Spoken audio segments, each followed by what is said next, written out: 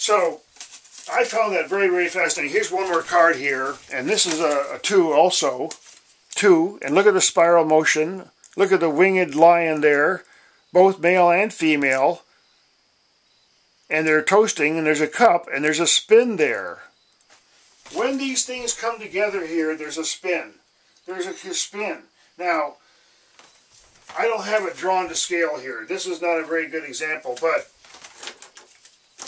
cosmologically, to really sum it up here, the Mayans had a system here. I honestly think that they're going to be the best ones to trust right now, even though we don't exactly know how to interpret all of them. But there's an end of a cycle, and what they're saying by some authors that I've read is basically, again, the spiral, the spiral, the spiral. It gets narrower and narrower and narrower, and it comes down to this cone.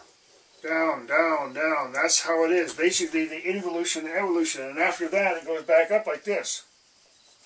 And wider cycles, and that's how it goes. And now this, what happens is, in nature, when things happen, you have the spiraling cone like this, and then it comes back out the other way.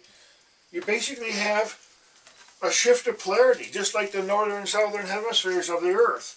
Now, if we go through a spiral, if technically speaking, we're actually going through a spiraling motion here, in a particularly unique way, because of the time thing that's happening, because of the galaxy equator that we're crossing and all that, then we can likely expect that something electromagnetically is going to shift. Whatever the consequences of it is, could be earthquake, could be a whole bunch of things, but electrically, there's could be transfer of energy, a spark or something, because there's a critical point that's working here, and it's not just actually Sirius, because as I mentioned in a previous video, that there's a lot of other things going on right now. There's some very, very interesting planetary alignments, and there's some systems that we're going through. There's some Russian astronomers said that they believe that they're going to go, that the sun is going through a whole band of some kind of incredible energy, and the sun is acting up, and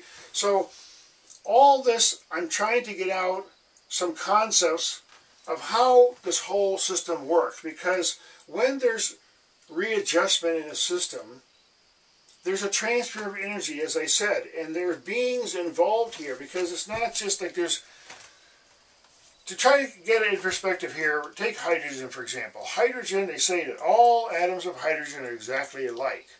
So hydrogen is hydrogen, it's the element, it's the first element, it's, the symbol is a circle and a point in the middle. It's a sun. It's a microcosm. You study hydrogen, you learn about what suns are made of hydrogen. So you study hydrogen. You study simple. Now, here's a couple more symbols here. Again, here, this is the symbol by itself. Okay, we have the sun, and now something's happening. Something is starting to spin. You have the yin-yang. You have a negative motion that's moving a little slower. When spin happens, it starts to twist things. It twists, and there's some things that spin at a time, you know, some parts of the Earth spin a little faster than others, depending where you are on the Earth. Again, there's symbols. Here's a symbol for Cancer. Here's the Pisces, the Vesica Pisces. Here's Aries, a tunnel, the funnel.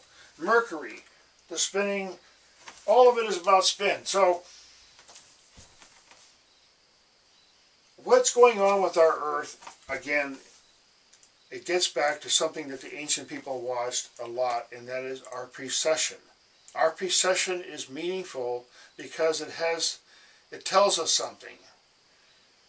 Now, that precession is a spin. It's definitely a spin. Now, what would happen, for example, if there was a polarity shift somehow, and the Earth was spinning this way and this way and this way and going around like this, and then it just said, whoa, slow down,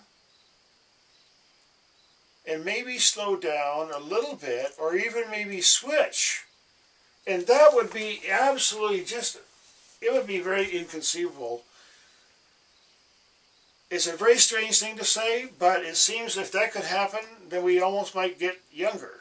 I mean, I don't know.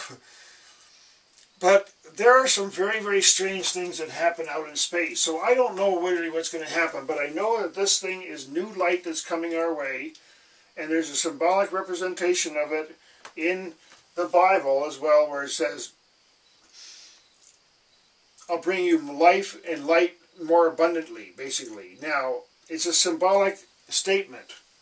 Basically, what's happening now is Isis is returning. The goddess Isis, our, quote, mother of the beingness, who brings a certain aspect of our being. There's parts of the creation that bring us our mind something, our electrical energy. There's parts of the universe, the atoms, you might say, well, we're mostly water, hydrogen and oxygen. Hydrogen and oxygen, that's mostly what we are. And this is a very, very fantastic science that I have been getting into here, and I'd like to encourage people to explore it.